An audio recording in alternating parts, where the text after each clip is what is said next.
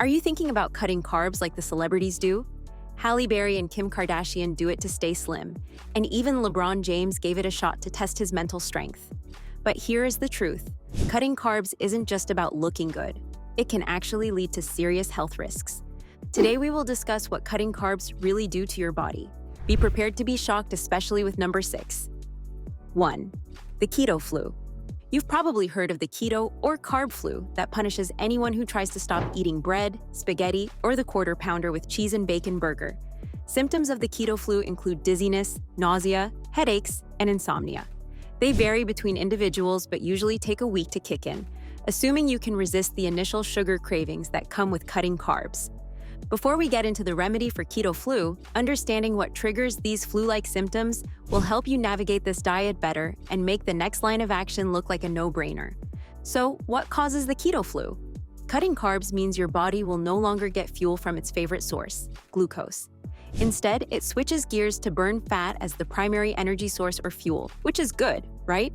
Well, once your body starts burning fat, it usually takes a toll on your body weight, and you start losing a couple of kilos, even though most of it is water weight. As you burn more fat by cutting carbs, your body starts producing compounds known as ketones. Your insulin, the fat-storing hormone, levels start to drop, and a shift in metabolism causes the body to excrete more water and electrolytes like sodium, potassium, and magnesium. In response, your kidneys release extra amounts of sodium into your bloodstream, triggering an electrolyte imbalance and the collection of flu-like side effects known as keto flu.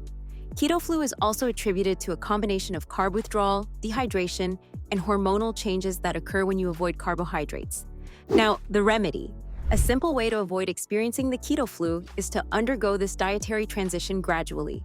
The keto flu usually occurs because of the sudden dietary shift your body is forced to adapt to quickly. So try easing into it. Reduce your carb intake gradually over the first couple of days or weeks to give your body enough time to adjust to your no-burger and pasta diet. If you notice problems with your energy levels, muscle cramps, or just general body weakness when switching diets, taking more electrolytes in the form of a sports drink or more salt in your food should help you feel a lot better. Last but not least, try drinking more water. It sounds simple, but a lot of people struggle with it. If not, we wouldn't have so many apps reminding people to drink more water. If any of these feel like too much for you, there's always the option of just taking it easy. We know having the perfect summer body is extremely important, but when carb cutting, you should skip a few days of exercise to give your body enough time to rest and recover. 2. Weight regain. Okay, so you survived the keto flu and you're now 7 kilograms lighter. You're motivated to continue, but here's where things start to get tricky with the keto diet. There's a tendency to regain all the weight you've worked so hard to lose plus extra.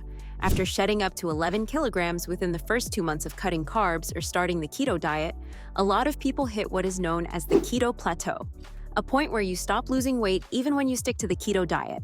Most people typically quit cutting carbs here, and there's no shame. The keto diet is tough, and it just so happens that many tasty foods have to go. Imagine you've been trekking through a desert for 2 to 3 months with barely any water each day. Then, suddenly, you come across a river brimming with fresh, clean water. Naturally, you drink as much as you could to make up for those dry months and even take a refreshing dip in the river. This is what happens when people abandon the keto diet, except they end up eating carbs and sugar, not water, and hopefully they don't bathe in them. For many, it becomes a cycle of quitting and starting the keto diet over and over again, otherwise known as yo-yo dieting. While it may not sound like a bad idea, chronic yo-yo dieting has been linked to increased abdominal fat accumulation and risk of diabetes. One remedy is to find a healthy diet you can stick to so that it becomes a way of life for you rather than a chore. The keto diet is pretty hard to follow. It's one of the reasons why there isn't a lot of research on the long-term effects of a no-carb diet on the body. However, that's not to say there isn't any research on it at all. 3. Diarrhea and kidney stones. The no-carb diet helps reduce the frequency of seizures in children with epilepsy. Hence, many doctors place them on a no-carb diet for a long time. One long-term study found that constipation was a common side effect in children on ketogenic diets for epilepsy treatment. There's also diarrhea, as the keto diet means saying bye-bye to all the fiber from carbs that prevent gut discomfort and promote digestion. Aside from digestion, a low-carb diet can also affect your kidneys. A different study observed that 13 out of 195 children on keto diets developed kidney stones. Kidney stones can occur because keto diets are high in protein and cause the kidneys to excrete more calcium. Excessive amounts of calcium in the kidney will form kidney stones. Frequent dehydration, a high-protein diet, and an increased production of uric acid put pressure on the kidneys, making no-carb diets unsafe for people with kidney diseases. One simple but effective remedy for some of the chronic effects of the keto diet is drinking more water.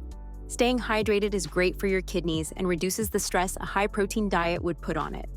Another way to limit the long-term effects of keto diets on your body is to consider supplements like potassium citrate that reduce the likelihood of constipation and diarrhea. The keto diet becomes particularly problematic when you load your plate with meat and animal protein and skip plant proteins. So making the right adjustments to your keto diet is another great solution. 4. Low blood sugar. One danger of the keto diet that is often overlooked is that it can cause low blood sugar or hypoglycemia. Carbs translate to sugar, so a no-carb diet will eventually result in low blood sugar. Low blood sugar levels, especially a sudden drop in sugar level, hypoglycemia, can be dangerous for people living with diabetes.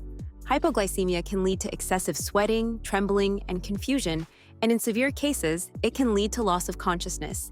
A simple fix for this would be to gradually increase your intake of low glycemic carbs like leafy greens, non-starchy vegetables, or a small portion of berries. This can help raise your blood sugar without significantly disrupting ketosis. Another excellent remedy is to consume small meals frequently. More meals during the day help maintain steady blood sugar levels. Focus on meals that include a balance of healthy fats, proteins, and low-carb vegetables.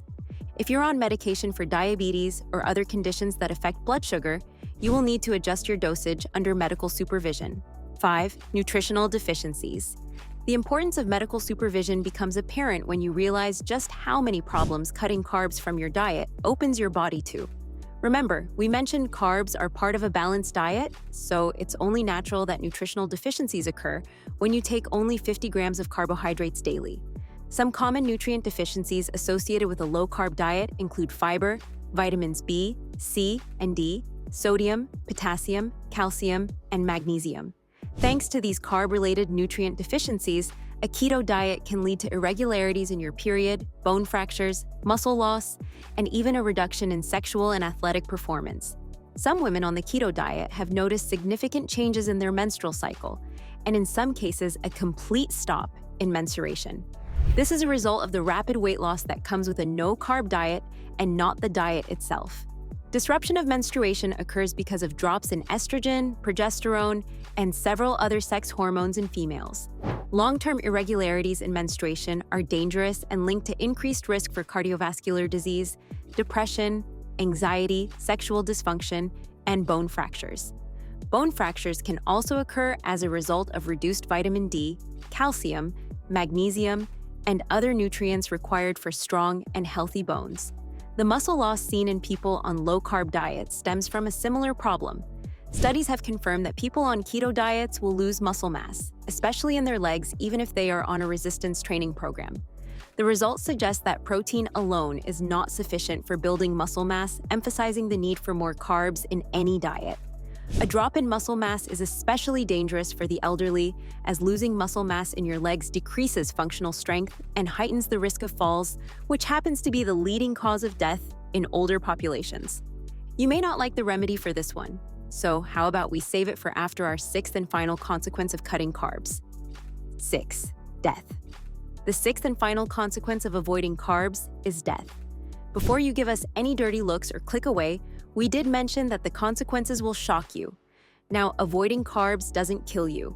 It's how you cut them that can. Evidence suggests that people on low or no-carb diets tend to consume more animal and high-fat foods. These foods are linked to higher death rates from chronic diseases like heart disease and cancer. The solution? Adopt a less strict diet. Remember, we said you might not like it, but adopting a different diet like the Mediterranean one that allows carbs can help avoid the dangers that come with cutting carbs. A less radical option is to get proper advice from a medical professional who can assess and determine if a keto diet will be good for you. They can also recommend several supplements in the form of pills that help reduce the risks associated with cutting carbs. While a no-carb diet is great for weight loss, reducing seizures in people with epilepsy, and even reducing blood sugar, it does have a dark side. A low-carb diet can cause weight gain, chronic diseases, kidney stones, hypoglycemia, and death. While several remedies make this diet safer to practice, remember that the best diet is a balanced one.